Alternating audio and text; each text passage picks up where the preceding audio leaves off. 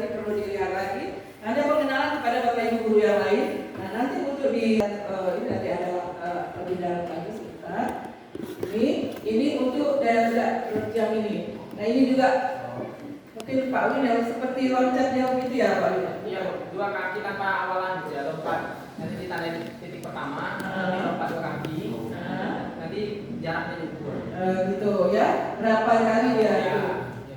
Kemudian kelincahan dites, jadi seperti T ya, dari lurus ke sini ke sana gitu ya. Ini dalam dia berlari atau apa ini? Berlari sprint. Nanti dia yang guru yang tercepat.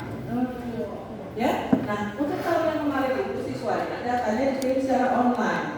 Nah, untuk kita nanti diuji cobakan dicatat saja, ya setiap anak nanti dicatat datanya didapatkan sampai nanti kita bisa menentukan ada rumusnya itu Pak Win, menentukan bugar atau tidaknya. Bisa kita masukkan dalam rumus, ya. Nah, kemudian tes daya tahan, tes ini juga. Ini lari berdasarkan ada apa? Ada iramanya, ya. ada, ya. Nanti ada leveling tesnya, ada screen apa namanya? Makin lama makin cepat gitu ya. Ya. Scoring sheet Bu, nanti ada scoring sheetnya. Mundur nggak ini? Tidak, dia bolak-balik aja. Bolak-balik aja. Ada kemarin. Jadi ini Bapak Ibu bayangkan, kalau anak kita ya mau diteskan secara nasional tahun depan, kita tidak pernah melihatnya yang tetapi apa gini kan? Jadi harapan itu adalah guru PJOK Pak Win itu lebih aware dengan apa yang harus dilihat. Artinya gini, tanpa ada kebutuhan full test ini kita kan pengen kita buka ya. Jadi manfaatkan bagi guru PJOK itu melakukan kegiatan-kegiatan yang melatih aktivitas tadi. Ya, syukur kalau mengarah ke ini semua setiap melakukan kegiatan. Jadi yakinlah kalau anak kita yang bugar ketika dia diteskan itu akan menunjukkan hasil yang baik. Jadi Ibu teringat sebenarnya untuk dites-tes sekolah kedinasan ini yang bakal dites, termasuk nanti lari keliling lapangan 12 kali, push up, sit up ya. Itu Ibu alami juga karena anak Ibu juga masuk di tes sekolah kedinasan. Kalau dia dari kelas SD dia tidak pernah dilatih, SMP dia tidak pernah dilatih. 1, 2, 3, 4, 5,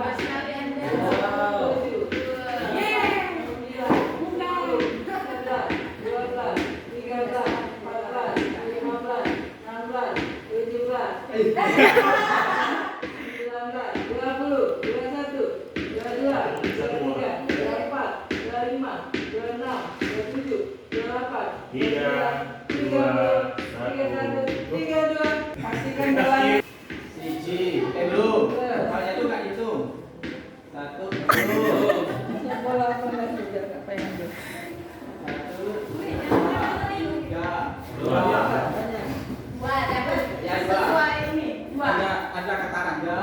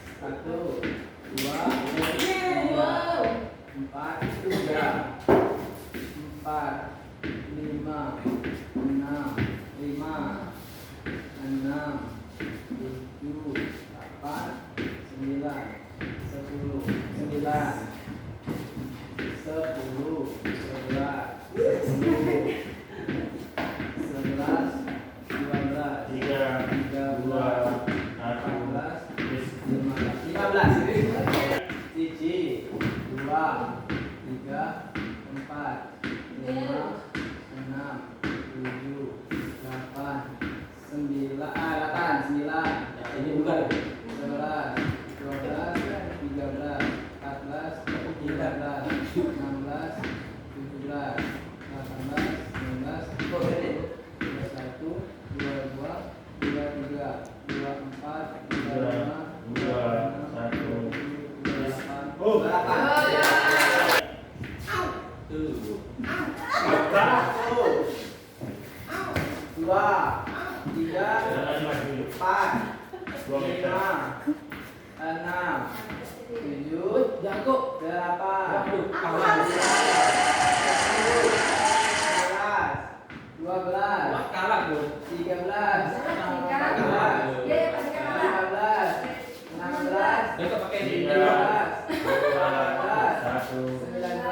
Satu lagi.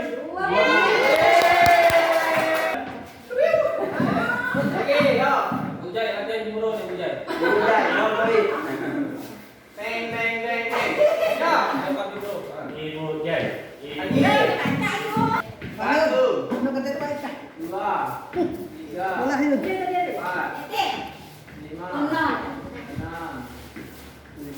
enam, tujuh, delapan, sembilan, belum deh guys, belum.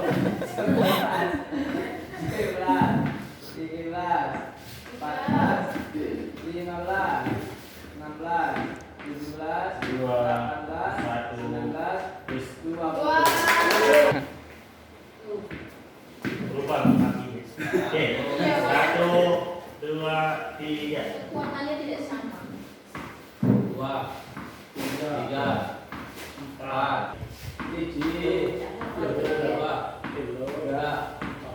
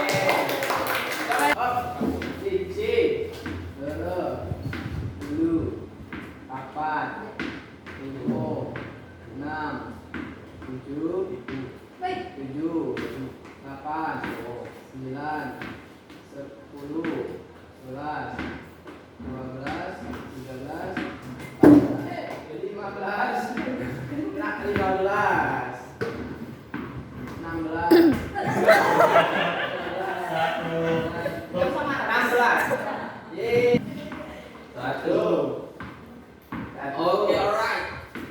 2, 3, macam apa aja lu boleh.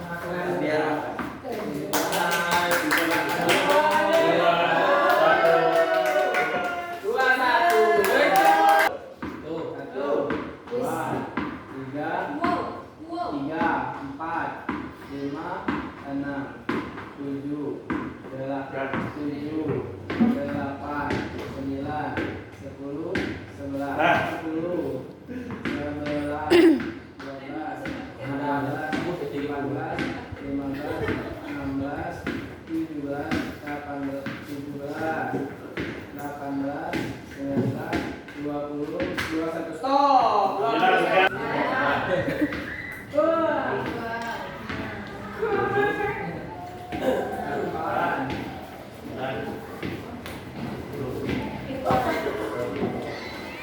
Oke, waktu habis.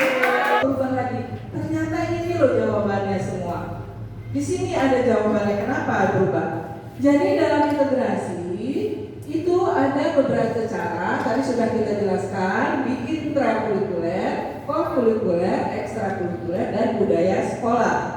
Nah, di sini tujuan umum pendidikan kesehatan itu nanti adalah peserta didik mampu mengambil keputusan terkait kesehatan diri dan lingkungan, ya, supaya menjadi sehat dan bugar secara fisik, mental, dan sosial, dan juga peserta didik memahami jati dirinya sehingga dapat membentuk citra diri yang baik untuk meningkatkan harga dirinya. Jadi itu tujuan pendidikan kesehatan. Termasuk dahulu, ya, dia anak wanita, ya, termasuk mungkin di masa ibu kecil pun kita tidak pernah diberikan edukasi tentang misalnya bagaimana orang yang mengalami menstruasi, benar nggak? Ketika mengalami menstruasi ketakutan, benar nggak? Mungkin nggak lagi ya. Masa ibu dulu masih mengalami itu. Jadi karena malu dulu ya, nggak ngerti. Begitu mendapatkan menstruasi itu ketakutan. Ya, ternyata kalau sekarang harus diedukasi. Ya, walaupun kita edukasi itu Bapak Ibu, masih juga anak mengalami hal-hal kadang-kadang menakutkan itu. Ya, seperti mengalami menstruasi pertama kali. Jadi bapak-bapak ini sekarang kan sudah bapak semua, mungkin calon bapak. Ibu rasa itu harus juga, ya, pemetaan capaian pembelajaran yang harus dimiliki siswa dari fase A sampai F. Jadi itu nanti dilihat bagaimana untuk diintegrasikan ke kesehatan. Kemudian di penyusunan modul aja, mengintegrasikan pendidikan kesehatan dengan mata pelajaran yang relevan sesuai pemetaan kompetensi. Jadi bukan menambah pekerjaan, tetapi kita melihat dari capaiannya tadi dan diintegrasikan. Nah, misalnya deskripsi kompetensi pendidikan kesehatan.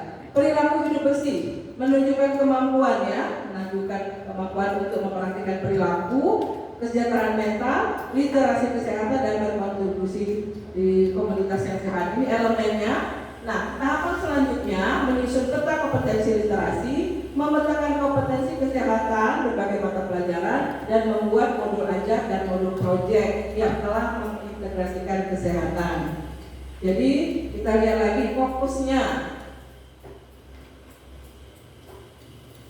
7 fokus area pendidikan kesehatan: gizi dan aktivitas fisik, kebersihan diri dan sanitasi lingkungan, kesehatan mental dan emosional, nafsa, kesehatan reproduksi, penyakit menular dan tidak menular, keamanan dan pencegahan cedera. Itu yang fokus area di pendidikan kesehatan yang bisa diintegrasikan. Nah, misalnya di sini, walaupun mungkin menurut Ibu ini perlu kita pelajari lebih dalam lagi, mungkin setelah ini mari kita lihat, ya, contoh materi kesehatan dalam satu mata pelajaran. Nah, ini yang berlangsung dengan lingkup pendidikan jasmani, olahraga, dan kesehatan. Ini yang paling sangat relevan. Jadi ini nggak kelihatan ya yang biru-biru ini, ya. Jadi nanti kita lihat lagi kecil sekali. Nah, di Permendikbud nomor 12 ternyata kan terjadi perubahan nih. Elemen PJOK sebelumnya ini itu hanya keterampilan gerak, pengetahuan gerak, pemanfaatan gerak, pengembangan karakter, dan internalisasi nilai-nilai gerak. Nah, kemarin ada perubahan dalam capaian pembelajaran. Jadi perubahannya itu elemen PJOK juga menjadi lebih memberikan orientasi pada capaian di dalamnya dan mengintegrasikan isu kesehatan, yaitu misalnya ini terampil bergerak, bergaya hidup aktif, belajar melalui gerak, memilih hidup yang menyehatkan. Jadi di sini sudah terjadi perubahan capaian pembelajarannya, ya kan Pak? Benar Pak Win? Nah itulah tadinya kita bertanya-tanya, apa sih kok berubah lagi seperti itu, ya? Ternyata mau disesuaikan dengan gerakan sekolah sehat. Karena kemarin ketika dari BPNP pun menyebutkan akan ada semacam katanya kemarin kan TKSI itu tujuannya untuk apa? Ibu bertanya.